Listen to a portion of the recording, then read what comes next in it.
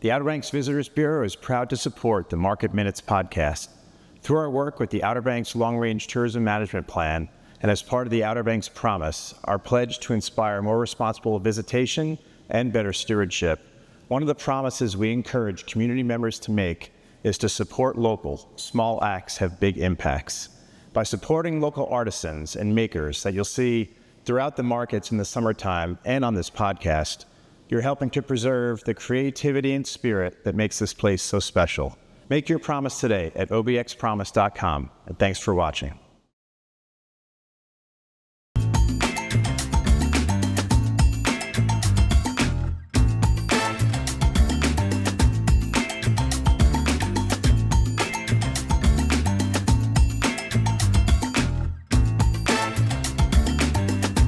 Welcome to another episode of the Market Minutes podcast presented by the Outer Banks Visitors Bureau, joined right now by Mary Miller from Red's Breads OBX. Hey. Hello, it's great to be here. Yes, welcome. Excited to talk to you about this. Like, you set this stuff out and I can just smell it. It's in bags to keep it fresh.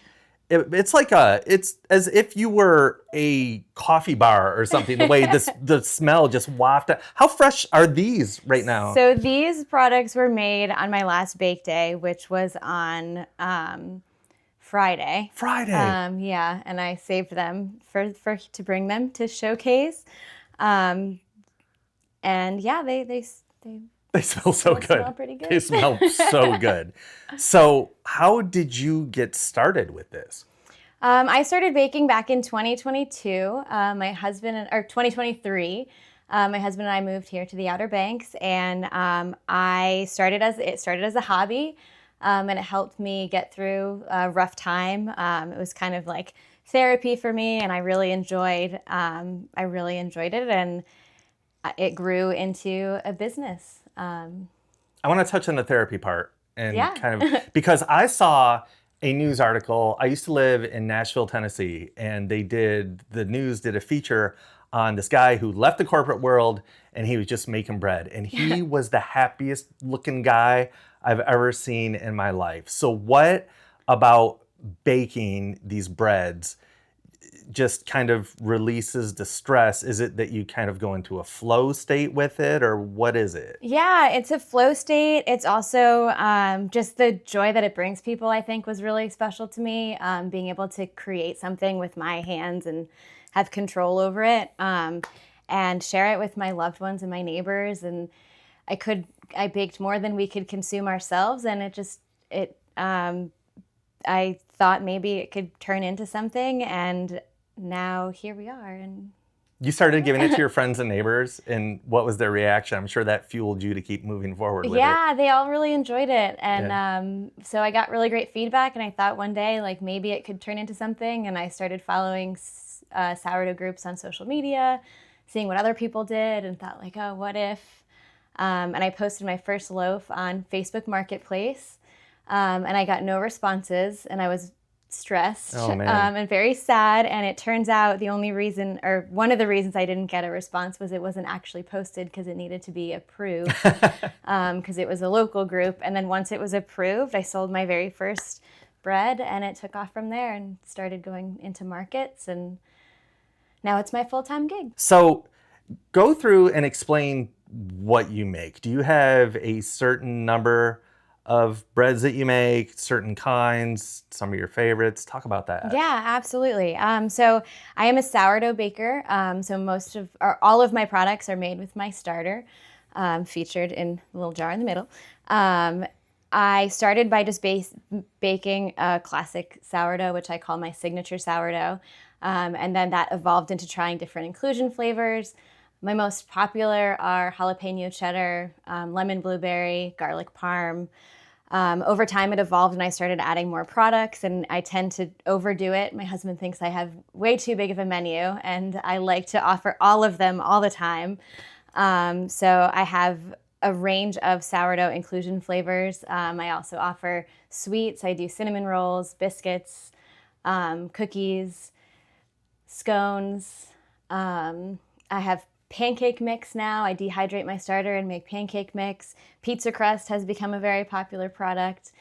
And so I'm always trying new things, and most things seem to stick, so it's hard to add without taking away. And so it's kind of hard to try to limit myself because people seem to like the variety of flavors I offer, which is really great. And you said you just kind of keep them all going all the time. You don't do, this Seasonal, is my fall. Yeah, so I do seasonal. So lemon blueberry is more a summer flavor.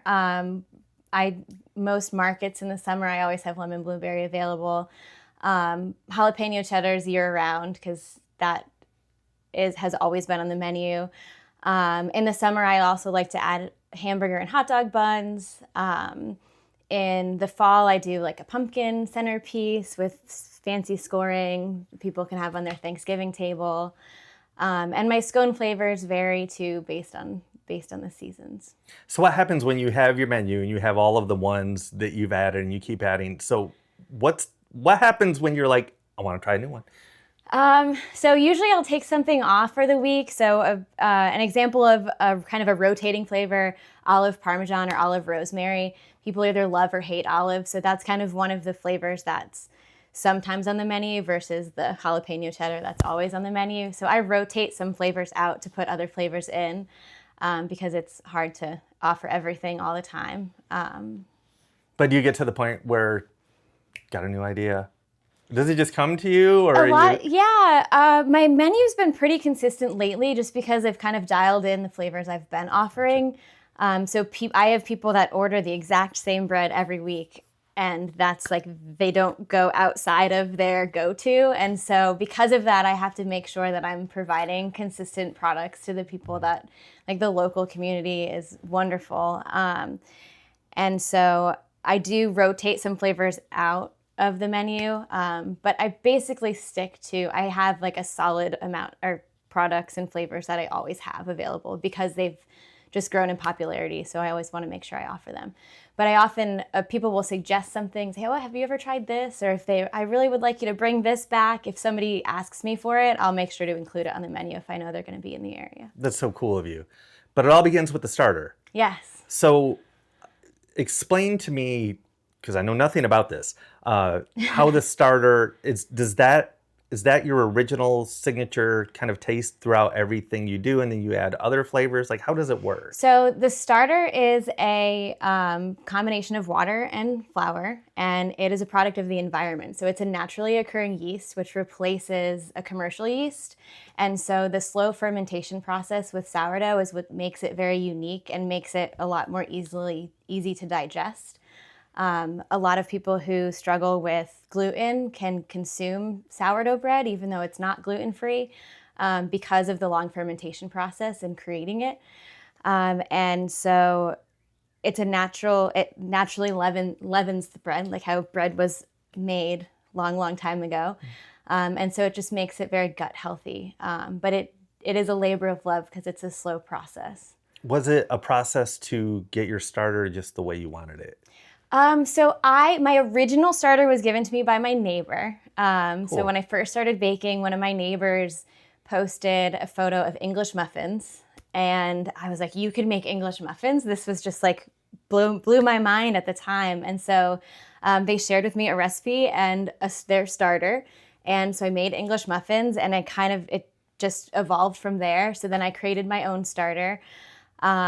And it really just becomes a product of the environment. So if you feed it and you take care of it and keep it strong, it is like people say it's like keeping a child alive because it's a lot of time consuming. But my starter is very strong, and so if I'm not baking, I'm not feeding it daily. I do put it in the fridge when I need some time away from it. Which in the sourdough world, there's many people who are like, no, you can't do that. But my starter has not failed me, and so, yeah.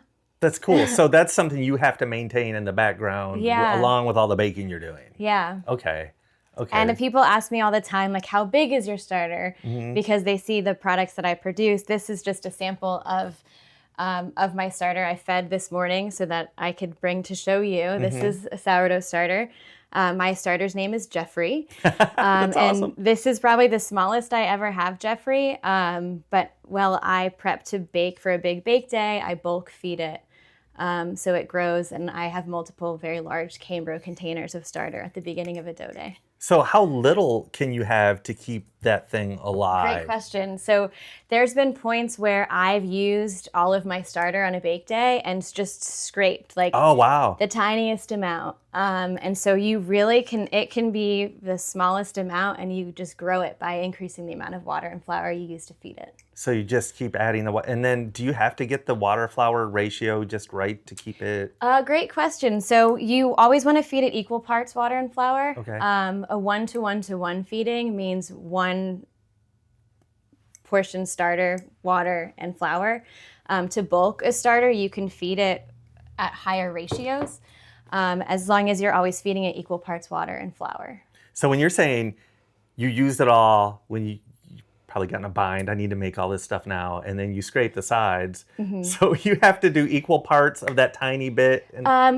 Great question. So if I were to use a teeny tiny amount of starter, let's say 5 grams, and I wanted to bulk it up, I usually don't let my starter go that small because I'm baking a lot all the time. But if I started with 5 grams of starter, if I wanted a 1-to-1-to-1 ratio, it'd be 5 grams starter, water, flour. Which would only give me 15 grams, which is not enough to bake even a single loaf of bread. So I could feed it at like a 1-to-10-to-10 ratio and bulk it over time. Okay. The larger the ratio, the more time it takes for the starter to peak. I have to know, you have a giant kitchen, or is it? So I bake from home. I do have a dedicated space, but I did start just in my home oven, and it's just all about creative organization and staying organized in the process. And you can do a lot in a small space. But I started in my home kitchen, and then I kind of expanded, and I do have a bread oven now. So I have an oven outside of my home oven, my kitchen oven, which I still do use. Where can people find you around town, online? In the summer, on Tuesdays, I am at First Flight Market in Kill Devil Hills, and I offer pre-order pickups in duck at Sweet Teas on Tuesdays. And Wednesdays, I am at Soundside Market, and I do pickups in Kill Devil Hills from New York Bagels. I also do a pizza crust special on Friday nights at least once a month for KDH pickup. But all of my information is on social media and on my ordering website, which everything will link you there. So I try to keep my calendar posted and make it easy to find me as much as possible. Do you offer gluten-free options of your breads? I get that all the time. Gluten is a very important part of the process in developing my dough. I do stretch and folds to develop gluten, and I completely respect people who are gluten-free, but to be truly gluten-free, it has to be produced in its own space because gluten is in the environment. If you're around bread that has gluten, you're breathing in gluten. So to be truly gluten-free, I would have to produce gluten-free bread in its own bakery, and as a home baker, I don't have that option. So I don't dabble in the gluten-free space because I take allergies very seriously, and so I would hate to offer a product that is labeled gluten-free but produced in an environment that contains gluten. It's kind of the same deal as peanuts and factories that have peanuts. Cool. Mary Miller from Red's Breads OBX, thanks for talking to us. We'll see you out the Soundside Market. Yeah, I'm very excited for an awesome summer market season.